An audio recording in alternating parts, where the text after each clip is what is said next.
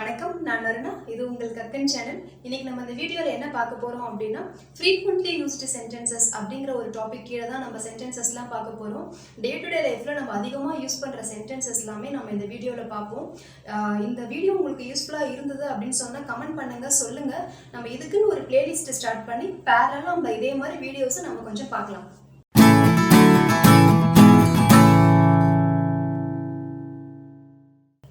First sentence பாருங்க.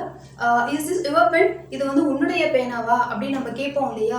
Is this your book? இது வந்து உங்களுடைய புத்தகமா அப்படின்னு நம்ம கேட்போம் இல்லையா. அதுக்கு நம்ம யூஸ் பண்ற சென்டென்ஸ் என்ன அப்படின்னா use this your pen, is this your book அப்படிலாம் தான் நம்ம கேட்கணும். இதே மாதிரி வர சென்டென்சஸ் எல்லாமே நீங்க என்ன பண்றீங்க அப்படின்னா நீங்களும் கொஞ்சம் வந்துட்டு ப்ராக்டிஸ் பண்ணி பாருங்க. டே டு டே லைஃபுக்கு நீங்களும் வந்து உங்க பசங்க கிட்ட பேசும்போதோ உங்க ஃப்ரெண்ட்ஸ் கிட்ட பேசும்போதோ நீங்களும் இதே மாதிரி சென்டென்சஸ்லாம் அப்படியே நீங்க யூஸ் பண்ணி பாருங்க. அப்பதான் அது வந்து உங்க மெமரியில இருக்கும். நீங்க ஜஸ்ட் வீடியோ பார்க்கறதோட மட்டும் ஸ்டாப் பண்ணிக்கிட்டா பத்தாது. You have to practice. நீங்கள் அதை இம்ப்ளிமெண்ட் பண்ணாதான் அது உங்களுக்கு ஞாபகத்துக்கு வரும். சரியா? அடுத்து இன்னொரு சென்டென்ஸ் பாருங்க. இப்போ சின்ன பசங்கள்லாம் காலை தூக்கி மேலே வச்சுட்டு இருந்தாங்கன்னா நம்ம சொல்லுவோம்ல காலை கீழே போடு அப்படின்னு சொல்லுவோம் இல்லையா. அதுக்கு நம்ம எப்படி யூஸ் பண்ணுறது அப்படின்னா put your leg down. Put your leg down அப்படின்னா காலை வந்து கீழே போடு அப்படின்னு அர்த்தம். கிளியரா இருக்கா? புரியுதா? புட் யுவர் லெக் டவுன் அப்படின்னா காலை கீழே போடு அப்படின்னு அர்த்தம்.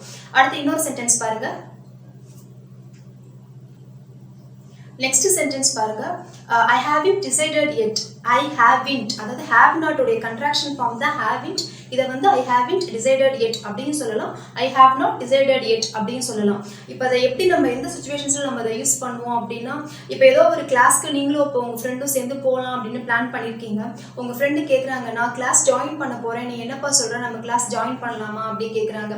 அப்போ நீங்கள் அவங்க கிட்ட சொல்கிறீங்க ஐ ஹேவ்ன்ட் டிசைடட் எட். நான் இன்னும் அதை பற்றி வந்து முடிவு பண்ணலை, நான் இன்னும் முடிவு எடுக்கலை அப்படின்னு அர்த்தம். ஓகேவா? இன்னும் அப்படிங்கிறதுக்கு தான் எட் அப்படிங்கிற வேர்டு யூஸ் பண்ணியிருக்கோம். ஐ ஹேவ்ன்ட் டிசைடட் எட் அப்படின்னா நான் இன்னும் அதை பத்தி முடிவு செய்யல அப்படின்னு அர்த்தம். கிளியரா இருக்கா? அடுத்து பாருங்க இன்னொரு சென்டென்ஸ். இப்போ உனக்கு பசிக்குதா அப்படின்னு கேட்கணும் இல்லையா. அதை நம்ம எப்படி கேட்போம்? Are you hungry? Are you hungry அப்படின்னா உனக்கு பசிக்குதா அப்படின்னு அர்த்தம். ஓகேவா? நெக்ஸ்ட் சென்டென்ஸ் பாருங்க. இப்போ நம்ம கிளாஸை ஸ்டார்ட் பண்ணலாமா அப்படின்னு கேட்குறோம் இல்லையா. அதுக்கு நம்ம எப்படி கேட்குறது? இப்போ காலேஜ்லலாம் இப்போதைக்கு பார்த்தீங்கன்னா இப்போதைக்கு லெக்சரர்ஸ் இப்போ மேம்ஸ்லாம் கேட்குறாங்க கிளாஸை ஸ்டார்ட் பண்ணலாமா அப்படின்னு. எப்படி கேட்பாங்க? Shall we begin the class? கிளாஸை ஸ்டார்ட் பண்ணலாமா, கிளாஸை ஆரம்பிக்கலாமா, shall we start the class அப்படி தான் கேட்கணும். சரியா? அடுத்து பாருங்க. இப்போ நீங்கள் போயிட்டே இருக்கீங்க, யாரோ உங்களை கூப்பிடுறாங்க. அப்போ சொல்கிறாங்க யாரோ உங்களை கூப்பிடுறாங்க அப்படின்னு நம்ம சொல்லுவோம் இல்லையா. இதெல்லாம் நம்ம கண்டிப்பாக வந்துட்டு இதே மாதிரி சுச்சுவேஷன்ஸ்லாம் நம்ம டே டு டே லைஃப்பில் கண்டிப்பாக கிராஸ் பண்ணி வந்திருப்போம். இப்போ போயிட்டு இருக்கும்போது உங்களுக்கு காதில் விழலை, அப்போ உங்களை யாரோ கூப்பிடுறாங்க. அப்போ நம்ம எப்படி சொல்லுவோம்? someone is calling you. someone is calling you அப்படின்னா யாரோ உங்களை அழைக்கிறார்கள், யாரோ உங்களை கூப்பிடுறாங்க அப்படின்னு அர்த்தம்.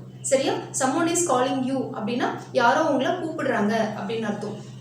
சென்டென்சஸ் வந்து கொஞ்சம் அதிகமாக இருக்கிற மாதிரி தெரிஞ்சது அப்படின்னா நீங்கள் வீடியோஸ் கொஞ்சம் பாஸ் பண்ணி வச்சுக்கோங்க. பாஸ் பண்ணி வச்சுட்டு ஒவ்வொரு சென்டென்சஸாக நீங்கள் ஃபஸ்ட்டு எழுதுங்க. நோட்டில் எடுத்துகிட்டு ஒவ்வொரு சென்டென்ஸாக எழுதிட்டு அதோடைய தமிழ் மீனிங்கும் எழுதிட்டு நீங்கள் அதை தனியாக ஒரு நோட்டாக போட்டு ஃபாலோ பண்ணீங்க அப்படின்னு சொன்னால் கண்டிப்பாக உங்களுக்கு புரியும். நெக்ஸ்ட் சென்டென்ஸ் பாருங்க. இப்போ ஃபார் எக்ஸாம்பிள் இப்போ உங்கள் ஃப்ரெண்டு வந்து உங்களுக்கு ஃபோன் பண்ணுறாங்க, நீங்கள் ஃபோனை வந்துட்டு ரொம்ப நாளையாக எடுக்கவே இல்லை, அதுக்கப்புறமா தான் வந்துட்டு நீங்கள் காலை வந்து பிக் பண்ணுறீங்க. அப்போ உங்கள் ஃப்ரெண்டு கேட்குறாங்க இவ்வளோ நாளை நீ எங்கே போயிருந்த அப்படின்னு கேட்பாங்க இல்லையா. அதே மாதிரி நாமளே இந்த கேள்வியை வந்து அதிகமாக கேட்டிருப்போம் இல்லையா. அதுக்கு நம்ம எப்படி சொல்லணும் அப்படின்னா where have you gone so far. Where have you gone so far அப்படின்னா இவ்வளோ நேரமாக நீ எங்கே போயிருந்த, எங்கே இருந்த அப்படிங்கிற மாதிரி அர்த்தம். ஓகேவா? Where have you gone so far. ஞாபகம் இருக்கா? ஹேவ், ஹேஸ், ஹேட் எல்லாம் வந்ததுன்னா நம்ம V3 verb தான் யூஸ் பண்ணணும் அப்படின்னு பார்த்தோம் இல்லையா. கோ, வென்ட், கான். அதனால தான் இந்த இடத்துல ஹேவ் வந்திருக்கிறதுனால கான் அப்படிங்கிற V3 verb யூஸ் பண்ணியிருக்காங்க. திரும்பவும் சொல்கிறேன், உங்களுக்கு நல்ல டைம் இருக்குது. டென்சஸ்லாம் பார்க்காதவங்க ப்ளீஸ் டென்சஸை போய் பார்த்துட்டு வந்துடுங்க. நீங்கள் டென்சஸ்லாம் பார்த்துட்டு இதெல்லாம் பார்த்தீங்கன்னா உங்களுக்கு இது ரொம்ப கிளியராகவே புரியும். சரியா? இப்போ where have you gone so far அப்படின்னா இவ்வளவு நேரமாக நீ எங்கே போயிருந்த, எங்கே இருந்த அப்படிங்கிற மாதிரி அர்த்தம். நெக்ஸ்ட் சென்டென்ஸ் பாருங்க. I think so. I think so அப்படின்னா நானும் அப்படி தான் நினைக்கிறேன். ஏதோ ஒரு விஷயம் போயிட்டுருக்கு, ஒரு விஷயத்தை பற்றி பேசிகிட்டு இருக்கீங்க, நானும் அப்படி தான் நினைக்கிறேன் அப்படின்னு நம்ம சொல்லுவோம் இல்லையா. அதுக்கு நம்ம என்ன மாதிரி சென்டென்ஸ் யூஸ் பண்ணலாம் அப்படின்னா ஐ திங்க் ஸோ, அவ்வளோதான். சரியா? இதே மாதிரி சென்டென்சஸை நீங்கள் நோட்டு போட்டு எல்லாத்தையுமே எழுதி வச்சுக்கோங்க. நோட்டு போட்டு நீங்கள் எழுதி அதோட தமிழ் அர்த்தத்தை நீங்கள் எழுதி வச்சுக்கிட்டு நீங்கள் அப்படியே கொஞ்சம் அப்பப்போ நீங்கள் அதை கிராஜுவலாக நீங்கள் அதை பார்த்துட்டே வந்தீங்க அப்படின்னா நீங்கள் அதை ஃப்ரீக்வெண்ட்டாக யூஸ் பண்ணும்போது உங்களுக்கு அது ஆட்டோமேட்டிக்காக உங்களுக்கு அது எல்லாமே வந்துட்டு மனசில் பதிஞ்சிரும். இப்போ அடுத்து ஃபர்ஸ்ட் ஐ திங்க் ஸோ பார்த்தோம் இல்லையா, நான் அப்படி தான் நினைக்கிறேன் அப்படின்னு. இப்போ அதோடைய ஆப்போசிட் நெகட்டிவ், நான் அப்படி நினைக்கல அப்படின்னா ரொம்ப சிம்பிள், ஒன்றுமே கிடையாது. I don't think so. To not உடைய கண்ட்ராக்ஷன் ஃபார்ம் டோன்ட் இல்லையா. ஐ டோன்ட் திங்க் ஸோ, நான் அப்படி நினைக்கல, நான் அப்படி நினைக்கவில்லை அப்படிங்கிறதுக்கு ஐ டோன்ட் திங்க் ஸோ அப்படிங்கிற சென்டென்ஸ் தான் யூஸ் பண்ணோம். நெக்ஸ்ட் சென்டென்ஸ் பாருங்க, I'm happy for you. I'm happy for you அப்படின்னா என்னென்னா, அதுக்காக நான் வந்து சந்தோஷப்படுறேன். ஐம் ஹாப்பி ஃபார் திஸ், இதுக்காக நான் வந்து சந்தோஷப்படுறேன். இப்போ ஏதாவது ஒரு விஷயம் வந்து உங்ககிட்ட சொல்கிறாங்க, உங்கள் ஃப்ரெண்டு உங்ககிட்ட சொல்கிறாங்க அப்படின்னா, நான் புதுசாக இப்போ தான்ப்பா ஒரு வீடு வாங்கியிருக்கேன், நான் வந்துட்டு ஒரு விஷயம் வந்து ஒரு திங் வந்துட்டு ஒரு லேப்டாப் வாங்கியிருக்கேன், ஒரு கார் வாங்கியிருக்கேன் அப்படி சொல்கிறாங்க அப்படின்னா, நாம் அதுக்கு அப்படியா ரொம்ப சந்தோஷம் அப்படின்னு நம்ம சொல்லுவோம் இல்லையா. அதுக்காக நம்ம யூஸ் பண்ணுற சென்டென்ஸ் தான் இது. ஐம் ஹாப்பி ஃபார் யூ, நான் அதுக்காக உனக்காக சந்தோஷப்படுறேன். ஐம் ஹாப்பி ஃபார் தட், அதுக்காக. திஸ்னா இது, தட்டுனா அது நமக்கு தெரியும் இல்லையா. அது நம்ம சுச்சுவேஷன்ஸுக்கு தகுந்த மாதிரி மாற்றிக்க வேண்டியது தான். இதெல்லாம் ரொம்ப நம்ம அதிகமாக யூஸ் பண்ணுற சென்டென்சஸ்.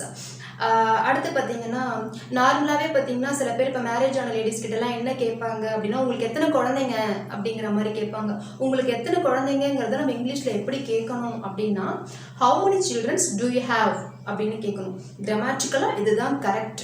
ஓகேவா. How many childrens do you have அப்படின்னா, ஹவு மெனி சில்ட்ரன்ஸ் கிடையாது, children. How many children do you have அப்படின்னா உங்களுக்கு எத்தனை குழந்தைங்க அப்படின்னு அர்த்தம். சரியா.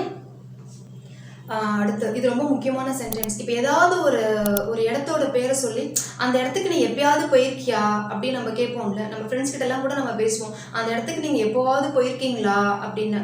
இப்போ for example, have you ever been to Ladakh.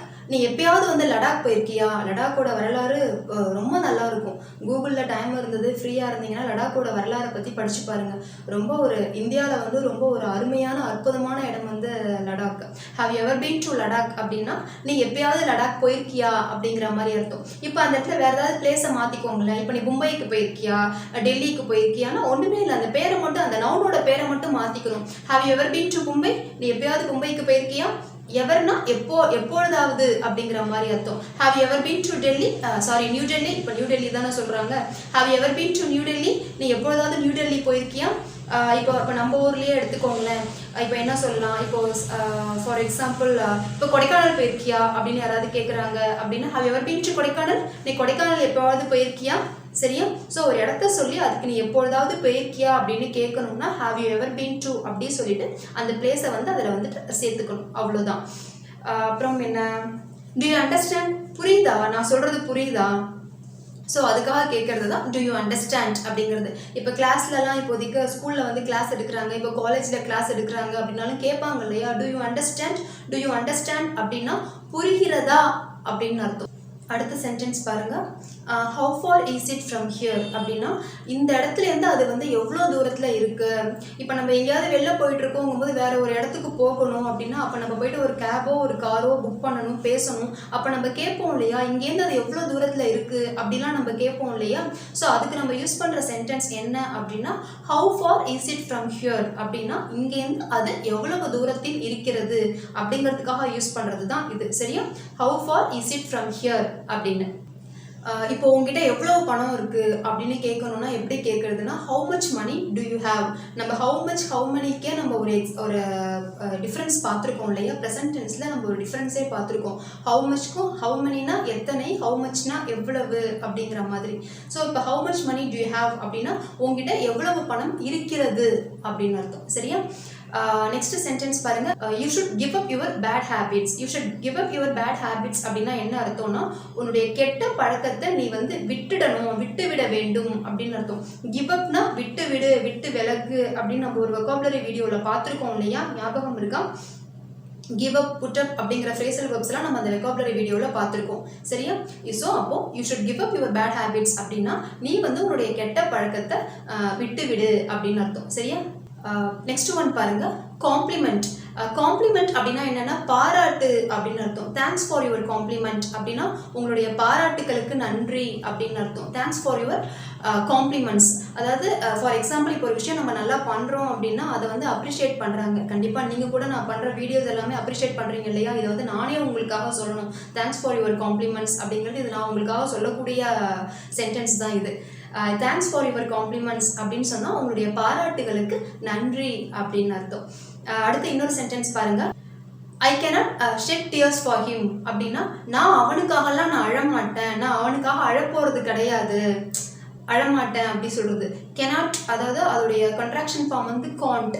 Shed tears, ஷெட்னா சிந்திய அப்படிங்கிற மாதிரி அர்த்தம். So I cannot shed tears for him அப்படின்னா அவனுக்காக நான் வந்து அழமாட்டேன் அப்படின்னு.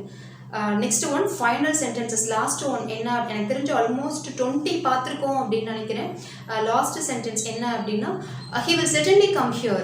he will certainly come, certainly அப்படின்னா நிச்சயமாக அப்படின்னு அர்த்தம். he will certainly come here அப்படின்னா நிச்சயமா அவன் இங்கே வருவான், ஓகேவா, நிச்சயமா அவர் இங்கே வருவார்.